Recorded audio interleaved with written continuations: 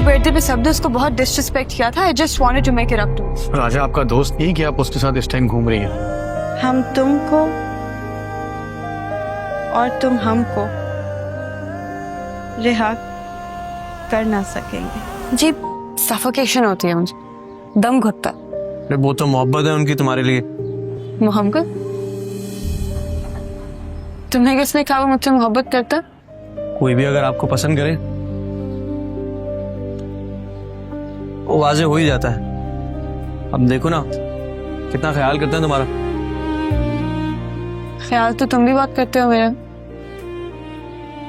तुम भी मोहब्बत करते हो मुझसे।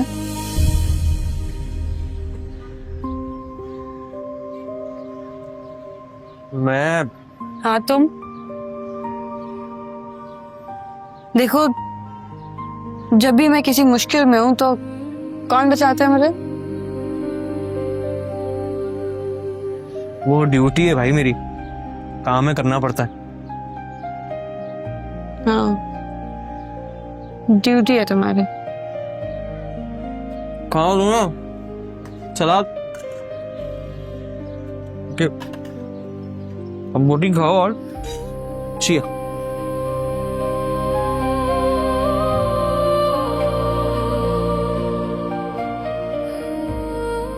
अम्मा हमारी कहती है खाना खाते हुए बात नहीं करते।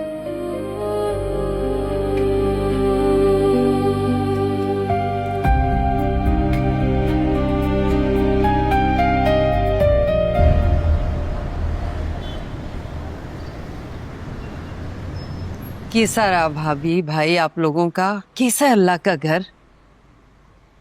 बड़ी बाबरकत जगह है आसफा। वो तो क्या समा था वो। मेरा तो दिल ही नहीं चाह रहा था वहां से वापस आने को। बस ये समझ लो कि एक बार इंसान वहां जाए वहीं का होके रह जाए।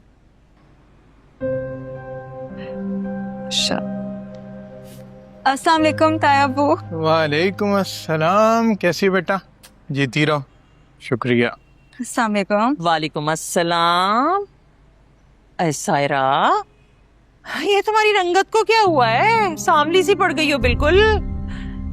क्या करीमें लगाना छोड़ दी हैं?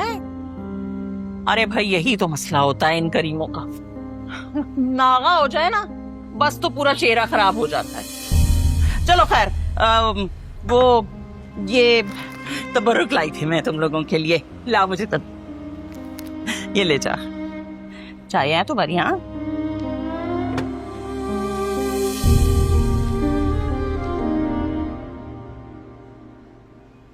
भाई साहब भाभी जी, आप लोग ये बताइए कि आपने वहां जाके मेरे राजा के लिए कितनी दुआएं की? अरे वहां पे तो हर एक के लिए ही दुआ की है और बड़ी रो रो कर दुआ की है। तो बस मान लीजिए कि अल्लाह ताला ने आपकी दुआ सुन ली। अरे मेरे राजा की नौकरी लग गई है भाई। अरे वाह। अच्छा, राजा नौकरी पे लग गया है? अरे माशाल्लाह माशाल्लाह माशाल्लाह।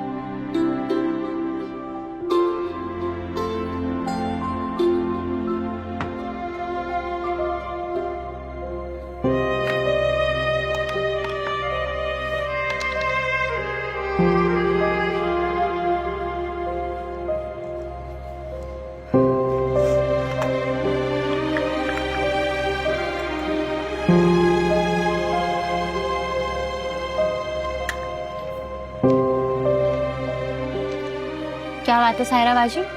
बाहर आपके रिश्ते की बातें चल रही है और यहाँ पे आप अभी से दुल्हन बन रही है। यहाँ तुमसे तो रंग साफ है मेरा। अरे अम्मी को मैं हर वक्त सांवली क्यों लगती हूँ? अम्मी की बातों क्यों ऐसे कर रही हैं ये सब आप?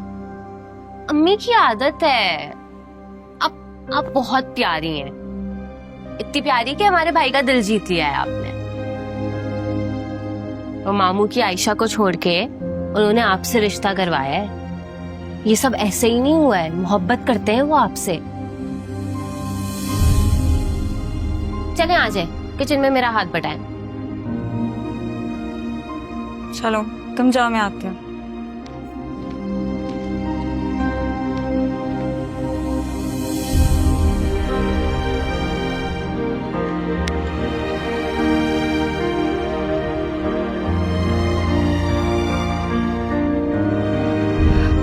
राजा को इतने बड़े आदमी के यहाँ नौकरी मिल गई, साथ दुकान कर रहा है, यकीन करना मुश्किल हो रहा है।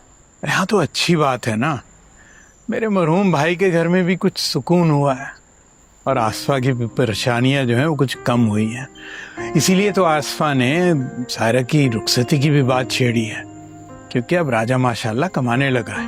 हाँ, कम से कम अब हम अपने आमिर की शादी तो कर सकेंगे, वरना तो इतने सालों से दिन महीने ही गिन रहे थे हम। आप देखें, मैं आज ही आमिर को बताती हूँ।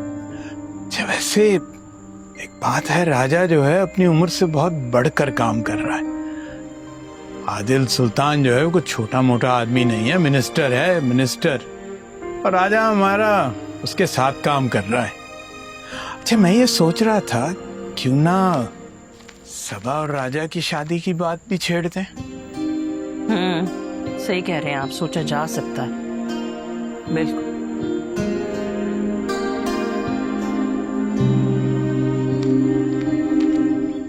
जी भाई, हाँ वो अभी उनको घर छोड़ के ही आ रहा हूँ। असाइनमेंट रह गया उनका 2-3 दिन का, फिर उसके बाद काम ख़त्म है। जी हाँ, वो बस कल सुबह 10 बजे का मैसेज आया हुआ है। ये लो, सही घर में जी जी बताता हूँ आपको, बताता हूँ। ओके, अच्छा भैया, तुम्हारी फुल अय्याशी चल रही है, बड़ी बड़ी गाड़ियों में घूम रहे हो, सेंड भी महंगा वाला लगाया हुआ है क्या? राजा भैया, क्या हुआ? यार गुड्डू, जिम्मेदारियां नहीं होती ना, अल्लाह की कसम छोड़ देता। बाजू की शादी है यार, उसके लिए पैसे जमा करने हैं। दिल ना भी लगे ना इसमें, तो नौकरी करनी जरूरी है। राजा भैया, तुम एक काम करो, दिल लगा के नौकरी करो। दुकान का क्या है, मैं चला ही रहा हूँ। गुड्डू पकड़, दिल लग गया है तभी तो नौकरी नहीं हो रही। ये नजम चचा ऐसी बातें क्यों करने लग गए?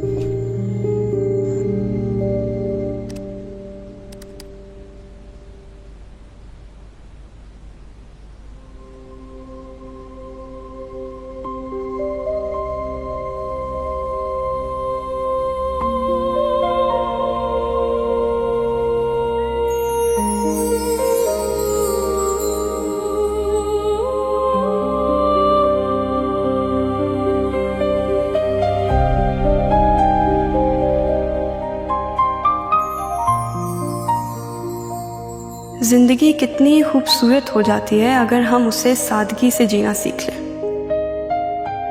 किसी दरख्त की छांव में बैठकर खामोशी से सुनने का सुकून, किसी माँ की हंसी में छुपी दुनिया की सबसे बड़ी दुआ, या बारिश के बाद मिट्टी की खुशबू। आजकल मैं जिन लोगों से मिल रही हूँ वो ऐसे ही हैं, सादा मगर सच्चे और खूबसूरत, अपनी फितरत पे जिंदा।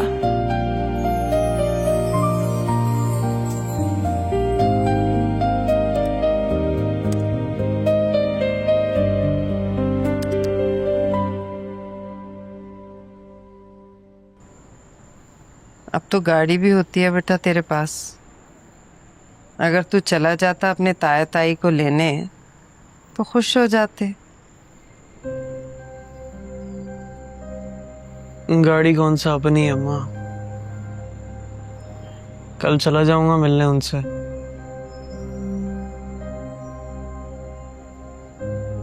इसरार कर रहे थे रुखसती पे, मैंने दे दी है तारीख। अब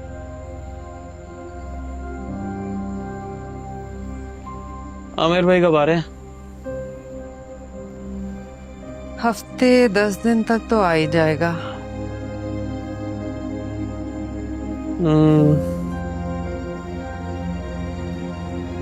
राजा,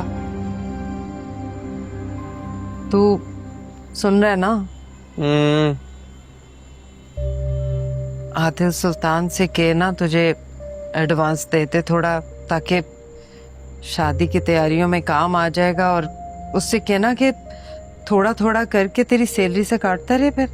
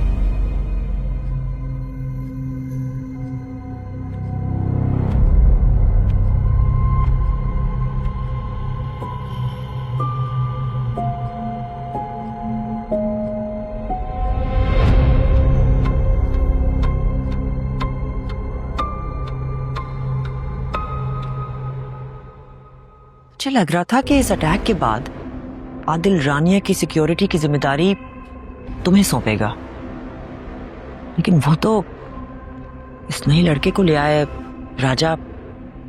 इसका मतलब है वो हम पे अभी भी भरोसा नहीं कर रहा। वो लड़का मेरे लिए एक चूंटी की हैसियत रखता है, जब चाहूं मसल सकता हूं। नहीं नहीं नहीं, अभी कुछ मत करना। अभी अभी अटैक हुआ था और रानिया के सामने तुम्हारा आदमी भी आ चुका है, तो इस वक्त अगर हम कुछ भी करेंगे तो आदिल चौकन्ना हो जाएगा। वैसे भी आदिल को मारने में हमारा कोई फायदा नहीं है। हमारा मकसद है वो सीट वापस हासिल करना।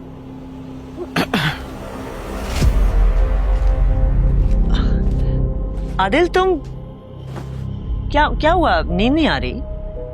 सीतायमी वो तबीयत कुछ खराब थी, मैंने सोचा थोड़ी देर आके आपके साथ ही बैठ जाऊं अगर आप जाग रही हैं। हाँ, क्यों नहीं।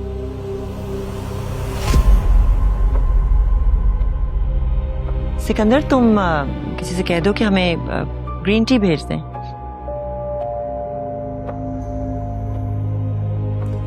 पियोगे ना ग्रीन टी?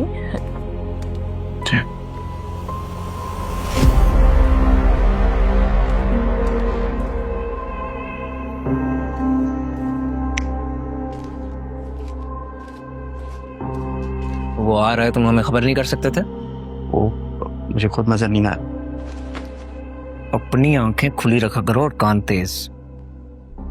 हर आहट पे तुम्हारी नजर होनी चाहिए। अगर आज वो हमारी बातें सुन लेता, अभी मारना पड़ता उसे।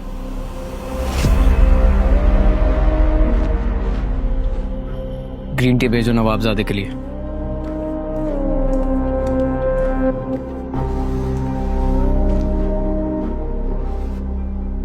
कहीं नींद उड़ने की वजह रानिया तो नहीं है? जितना कुछ उस बेचारी पे गुजर रहा है, नींदें तो उसकी उड़ी हुई हैं।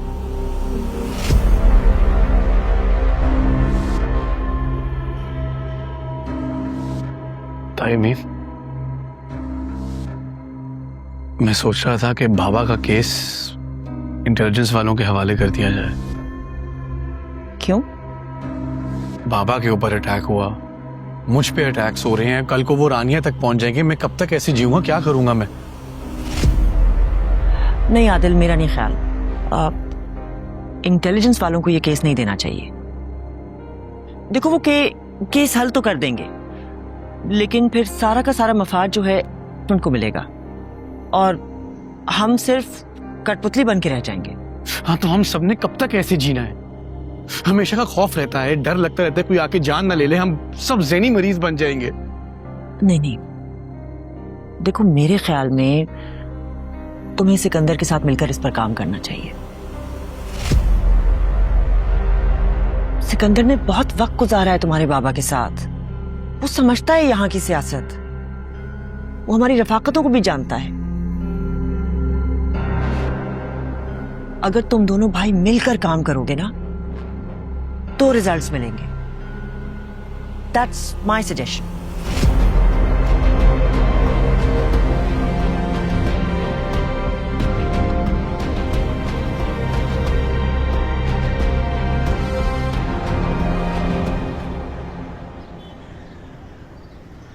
इतने सारे पैसे, वो भी एक साथ? खैरियत है? भाई वो बहन की शादी आ रही है, अम्मा को कुछ तारीखें वगैरह तय करनी थी, उसके लिए कुछ पैसे वगैरह चाहिए थे, तो मैंने कहा कि मैं आपसे बोल दूं। वेन्यू डिसाइड कर लिया? कॉलोनी में ग्राउंड है, वहीं सारे मोहल्ले वालों की शादियां होती हैं। क्रिकेट खेला करते थे हम वहाँ पे, वहीं शामियाने लगा देंगे, देखते हैं क्या करना। ले लो।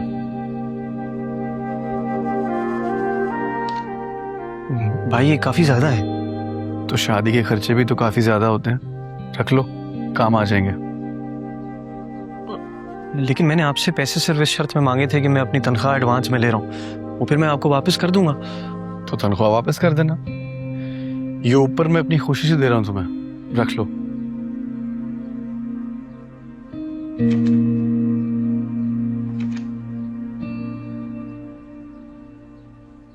वो एक बात भी करनी थी तुमसे मैंने राजा। मसला है एक छोटा सा। वो लड़का जिसने रानिया पे हमला किया था वो भाग नहीं गया था, गायब है। उसका कजन है कोई जो हमारे एंटी चैनल में छोटे मोटे रिपोर्टर की जॉब करता है। प्रेशराइज कर रही है फैमिली भी और वो भी, कत्ल का इल्जाम लगाना चाह रहे हैं मेरे पे।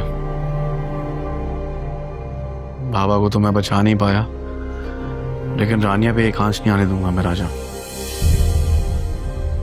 इसीलिए मुझे शहर से ये गुंडागर्दी खत्म करनी है, और उसके लिए तुम्हें लंडा बाजार से एक रैली निकालनी है। हम दोनों मिलकर ये काम करेंगे, प्लीज साथ हैं हमारे।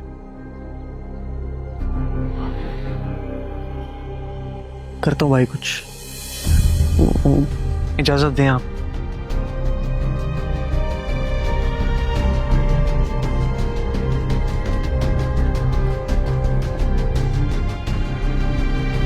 चलिए माइक में लगा लूं पहले। ठीक।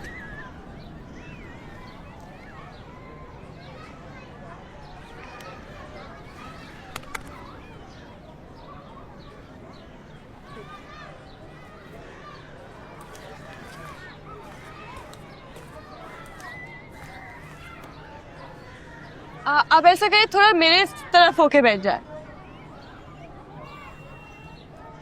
ठीक। राजा जरा इसको सही तरह करो ना। ऐसे? हाँ, ऐसे रिफ्लेक्ट करो। सही है।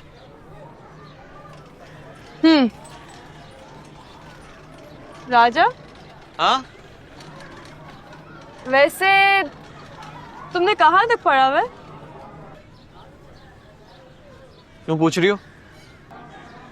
वैसे मतलब मैं सोच रही थी कि आदिल की नौकरी इतनी डिमांडिंग भी नहीं है। अगर तुम चाहो तो अपनी एजुकेशन कंप्लीट कर सकते हो। मतलब आदिल की नौकरी में क्या रखा है? डिग्री लेके भी नौकरी करनी है तो भाई अच्छे पैसे दे तो रहे। राजा, तालीम पैसों के लिए हासिल नहीं करते, तालीम हमें शऊर देती है। और वैसे भी मतलब अगर तुम कोई आर्ट रिलेटेड डिग्री भी करो तो तुम्हारी शायरी कितनी इम्प्रूव करेगी। शायर बनाना है मुझे।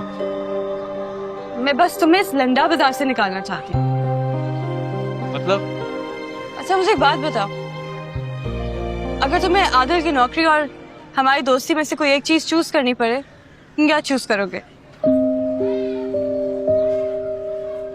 नौकरी अलग जगह पे है, दोस्ती अलग जगह पे है, और क्यों इतना जोर दे रही हो मुझे नौकरी छोड़ने पे? मैं तुम्हें फोर्स नहीं कर रही, मैं बस तुम्हें ये समझाना चाह रही हूँ कि अगर तुम आदिल की नौकरी और लंडा बाजार से निकल के देखो तो ये जिंदगी और दुनिया तुम्हें बहुत कुछ ऑफर कर सकती है। देखो, एजुकेशन, टैलेंट, इस सब से हमें रिस्पेक्ट मिलती है राजा।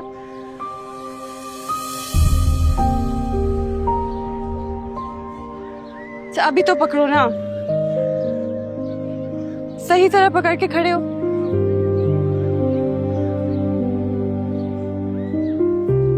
सॉरी।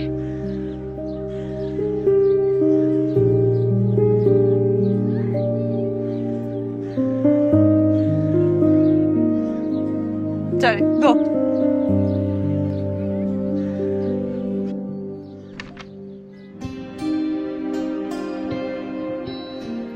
इतनी बड़ी रकम मम्मी बस हमारे हाथ में है, तो यकीन ही नहीं आ रहा। अरे तुझे यकीन नहीं था अपने भाई पे? वो तो बेचारा अपने हिस्से के सारे फर्ज पूरे कर रहा है। अब देखना, पहली कमाई भी ला के उसने सीधी हमारे हाथ पे ही रखी है। मैं भी सही कहती थी, ना कहती होती तो आज ये दिन देखने को ना मिलता। तरह तरह की बातें बनाते हैं लोग, और उस बेचारे को बाहर दुगनी सुननी पड़ती होंगी। घर पे हमें ताईजान तंज सुनाती थी, बुरा लगता था मुझे। अच्छा चल निकले, बैंक बंद हो जाएगा फिर काम नहीं होगा हमारा, जल्दी निकले। बस अम्मी दुपट्टा लेके आई। आती हूँ। उठ जा। दुपट्टा लेके आ। हाँ हाँ, सुन, लिस्ट बना ली थी ना? जी जी बना ली है। चल, बस हो गया मेरा भी। आय हाय, निकल जा भाई, काम बहुत है आज और टीम कम है। चल।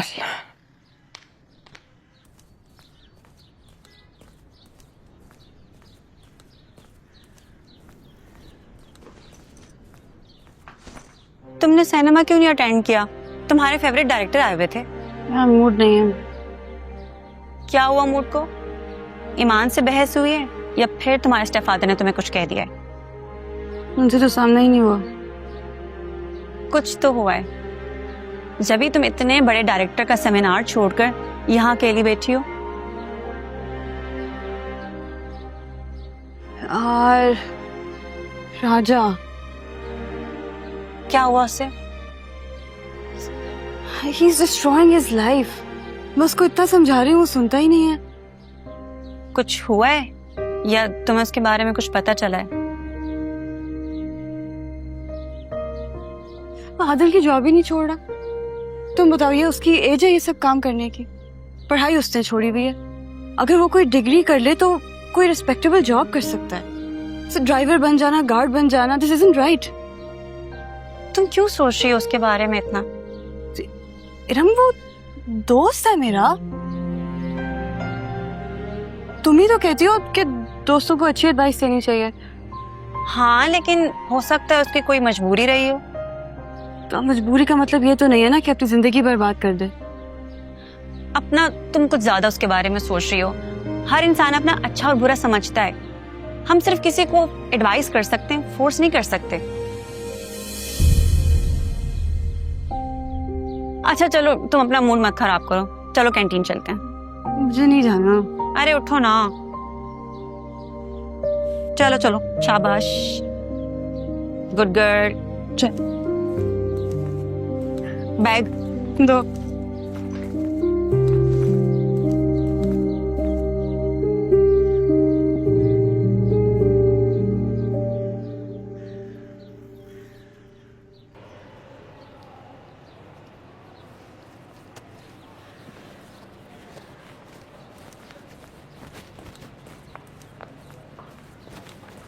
So,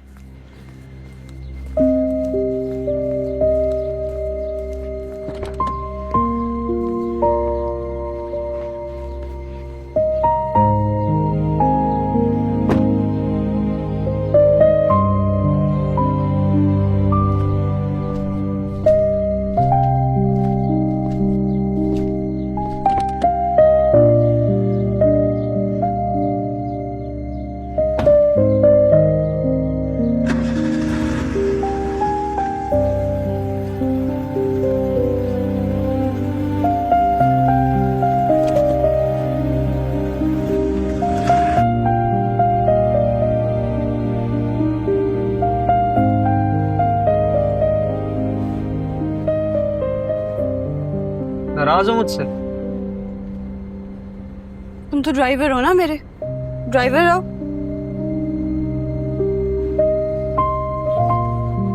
सही, छोड़ देता हूँ नौकरी भाई की। लेकिन जरा मुझे एक बात ये बताओ कि इससे मिलेगा क्या है? क्या मकसद है तुम्हारा? राजा, मुझे नहीं अच्छा लगता कि मेरा दोस्त मेरे साथ एक शोफर की तरह रहे। तुमने पैसे कमाने थे ना, तुम कोई और काम भी कर सकते थे।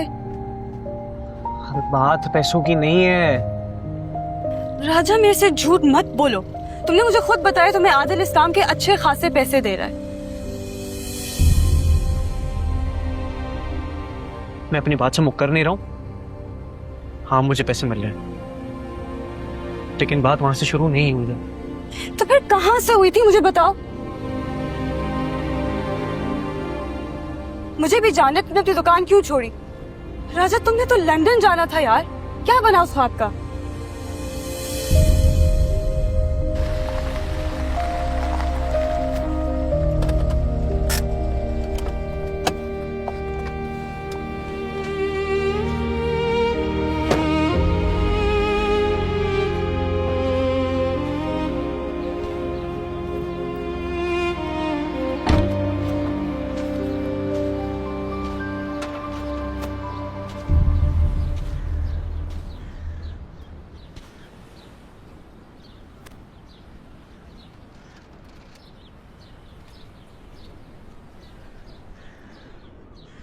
मेरा बचपन एक पुरानी फटी हुई किताब की तरह था, जिसका हर पन्ना दर्द से लिखा गया हो।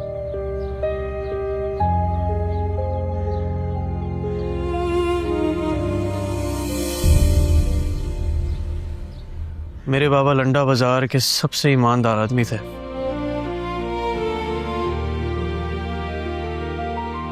लोग उन पे ना अंधा भरोसा करते थे। उनकी बात पर, उनकी ईमानदारी पर आज भी वो मुझे दिन याद है,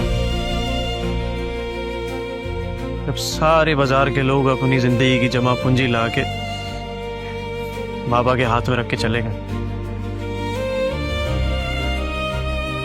इस उम्मीद से कि बाबा उनको एक बेहतर कल दिखाएंगे। रुकिए, अभी जाना जरूरी है क्या? सुबह भी तो जा सकते हैं। अरे इतनी बड़ी रकम घर पे रखना सेफ नहीं है ना, और फिर सुल्तान साहब से वक्त लिया हुआ है मुलाकात का। मुलाकात निकल गई तो समझो बात हमारे हाथ से निकल जाएगी। लंडा बाजार की दुकानों की कीमत बड़ी मुनासिब है। कमेटी की दुकानें इस रकम पे हमें मिल जाएंगी तो फिक्र खत्म होगी। फिक्र खत्म होगी तो कारोबार जमेगा, इसलिए कह रहा हूं। हाँ, बात सुनो, तुम दरवाजा बंद रखना, ठीक है? चलता हूं। मगर वो बेहतर कल कभी नहीं आया। रास्ते में कुछ डाकू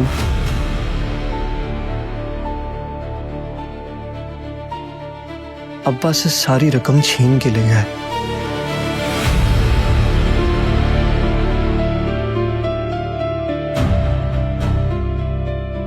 और साथ वो भरोसा भी ले गए जो लोग उन पे करते थे।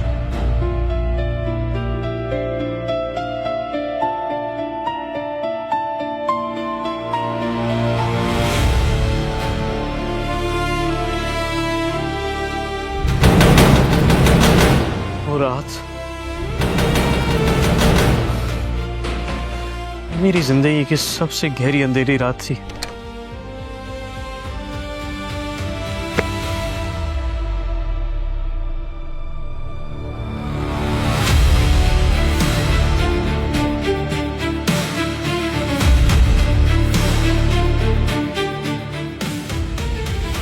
बाजार वालों ने ना बाबा को इंसान नहीं समझा।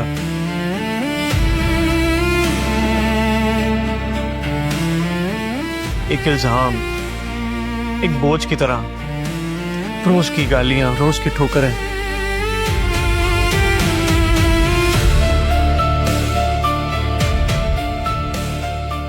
बाबा चुप होते गए।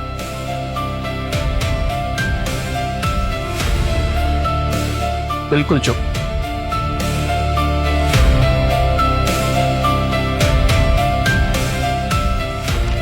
और एक दिन हमेशा हमेशा के लिए खामोश हो गए।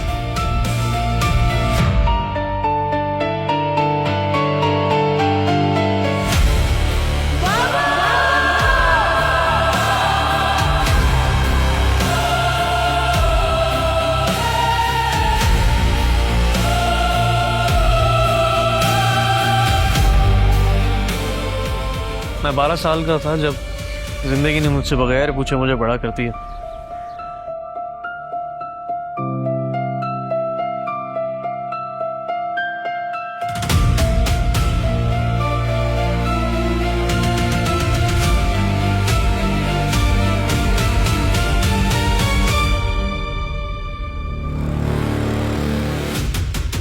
फिर भी उन बाजार वालों ने इस 12 साल के बच्चे को बख्शा नहीं।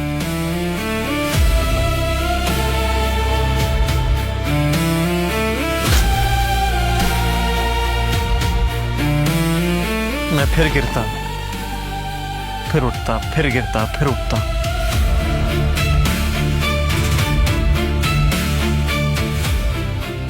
जब बचपन बर्बाद हो जाए ना, तो आदमी जल्दी बड़ा हो जाता है।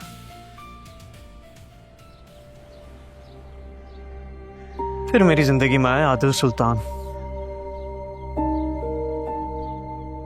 उसने मुझे चोर के बेटे की तरह नहीं देखा, एक इंसान की तरह देखा, एक मेहनत कश की तरह देखा। उसने मुझे वो इज्जत दी जो शायद मैं खुद से भी मांगता तो नहीं ले सकता था।